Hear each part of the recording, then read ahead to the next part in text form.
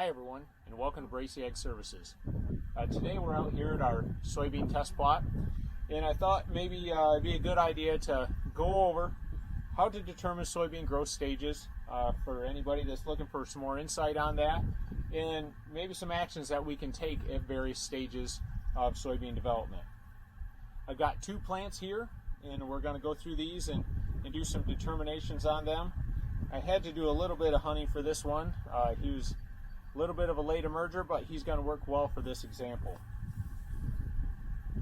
So as we think about soybean growth stages, and we think about small soybeans, we have a small plant here. It's got a little feeding on it at the bottom. But if we were to trim this down, this plant currently would be considered a V3 plant.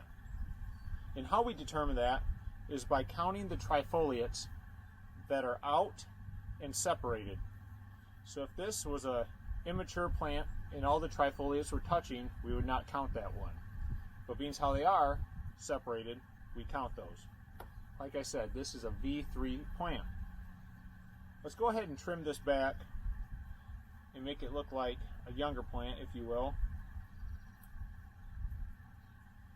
Here we have two leaves. These were at one time the cotyledons. Now they have some feeding. And this is actually called VC. If all we had was just the shoot of the plant up or the beginning of the cotyledons, that would be VE or V, vegetative emergence. Growers at this time that are considering rolling should stop.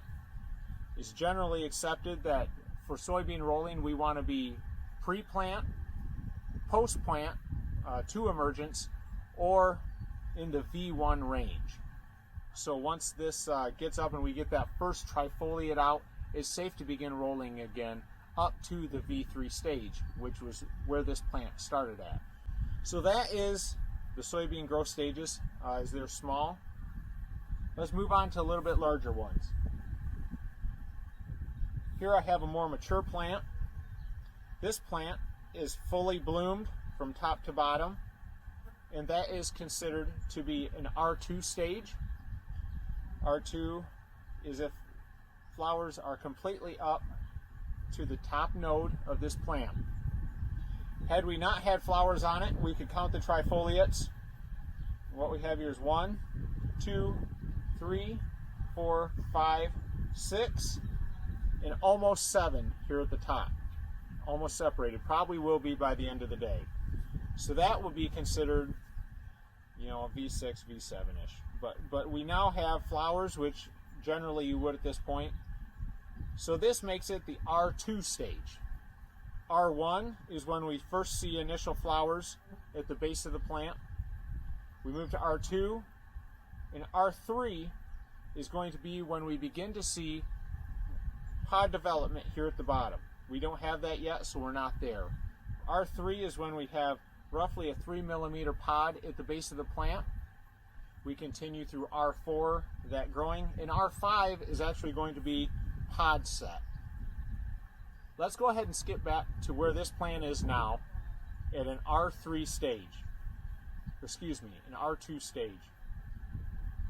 Between R1 and R2, I would recommend growers, if they're wanting to maximize the highest yield for their soybean field, let's go ahead and try a fungicide application at this point.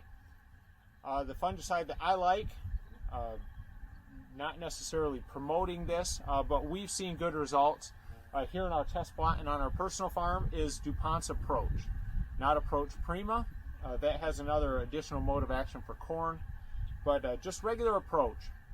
That product is labeled to be sprayed at R1, first flower, and then roughly 10 days to 2 weeks after that. And we've seen excellent control with white mold. So if growers are looking to combat that, I would recommend that. We've also sprayed some a little bit later season trials at R2 pushing R3, so when the plant is getting a little bit larger than that. A fairly mature plant, but we've seen some good results with that. Upwards of anywhere between 4.5 to 9 bushels, sometimes 12 bushel on soybeans. Just last year we had a test plot out and we were seeing that 9 bushel even in dryland soybeans. So for growers out there interested in it, it might be something good for you to check into. But that is the growth stages. I just wanted to go through how to determine that. Anything beyond R5 is mostly dealing with pod set onward to the dry down of the plant.